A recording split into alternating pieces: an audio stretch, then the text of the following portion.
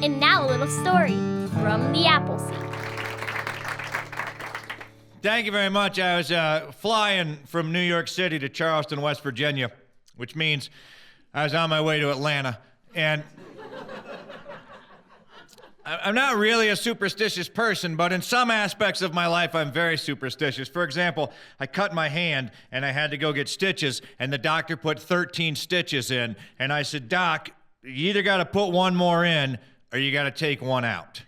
And she said, why? And I said, because 13 stitches would be bad luck. And she looked at this grievous wound,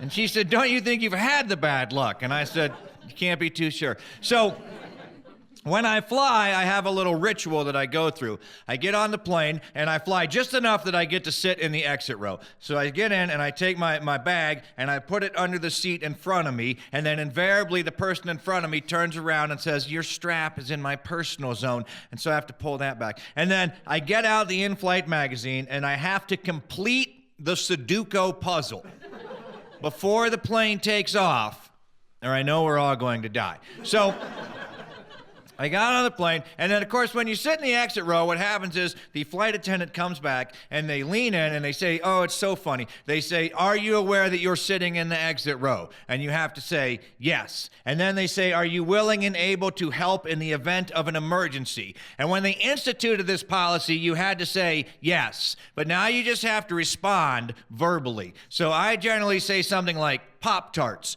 And so we went through that process, and I pulled out the in-flight magazine, and I turned to the back, and some inconsiderate person had already completed the easy Sudoku puzzle, jeopardizing the lives of every person on that airplane.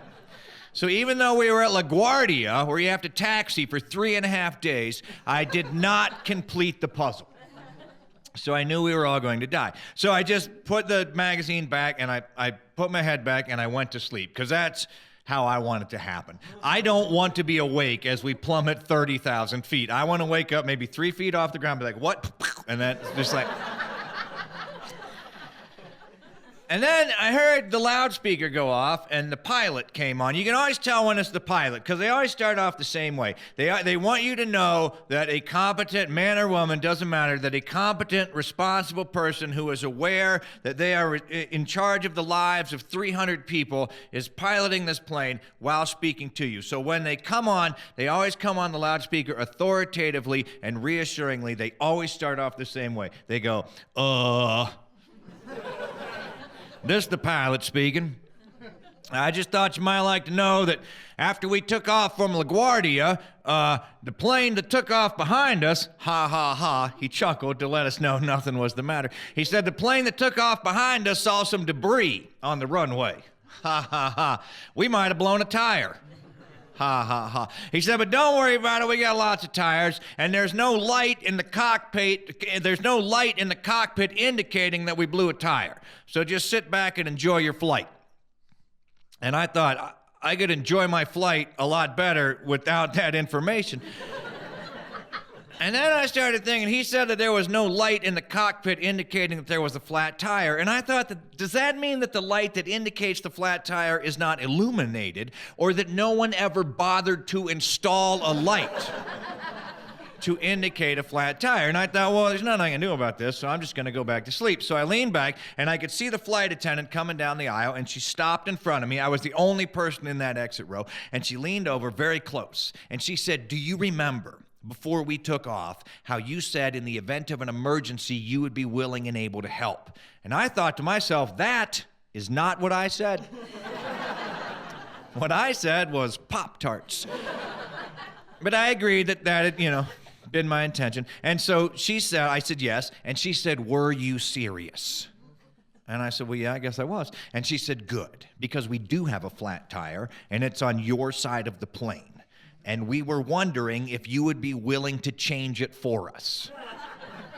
And I thought, well, you know what? That's in my skill set. Sure, I'll change the tire. And she said, do you need the owner's manual? And I said, no, I've changed the tire before. And so I reached over and I opened up punched out the plexiglass and I opened up the exit door and the ramp slid down and I slid down the ramp and I looked and sure enough we had a flat tire. So I came back up the ramp, went down the aisle of the airplane into the cockpit. Now when I'm writing a story, I always get to the point where I think to myself, oh, they're not going to believe that part. And that's how far I got in this story.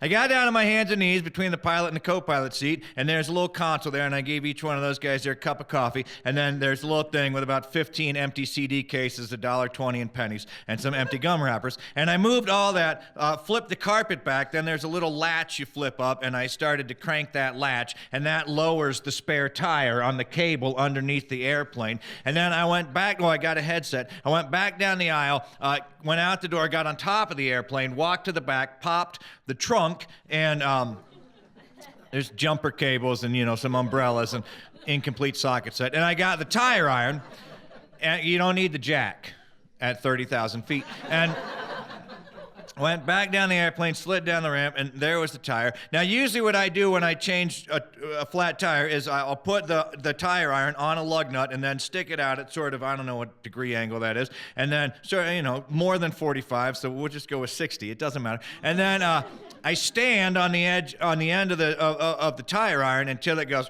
like that. And sometimes you have to put 2 feet on, and then I just sort of ride that down till my feet slide back down onto the ground. Well, that didn't seem like it was going to work in this situation. So I got on the headset and I said to the pilot, I said, go ahead and roll her over. And he said, roll what over? And I said, roll the plane over. And he said, well, why would I roll the plane over? And I said, so I can stand on the wing, so I can change this flat tire. And he said, negatory on the rollover, we just serve drinks to first class. And I thought, that makes sense. They have more miles than I do.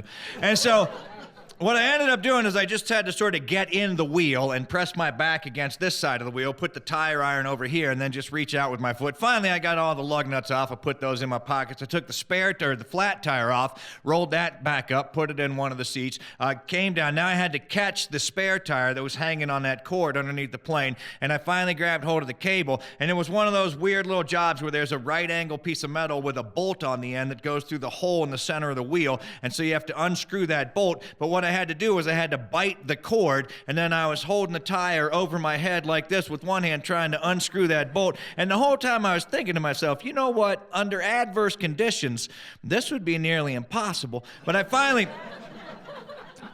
got the spare tire off, and it was smaller than the other tires. Had a yellow rim. And I got that put on, got the lug nuts back on, went up, got in my seat, took the flat tire, because I figured when we got to Atlanta, they were just going to plug that and stick it back on. And I put that under the seat in front of me, and the guy in front of me said, your flat tire is in my personal zone. And I was going to just kick the back of his seat, but I didn't, because that'd be mean. And then I left the door unlocked, because I knew that in about 10 miles, I was going to have to go out and check the lug nuts. Well, everything was fine. We landed. There was no problem. And when I got to my gate to fly to Charleston, they made the announcement that the flight was going to be delayed due to mechanical difficulties, so I just walked home. Thanks for joining us for a little story from the Appleseed.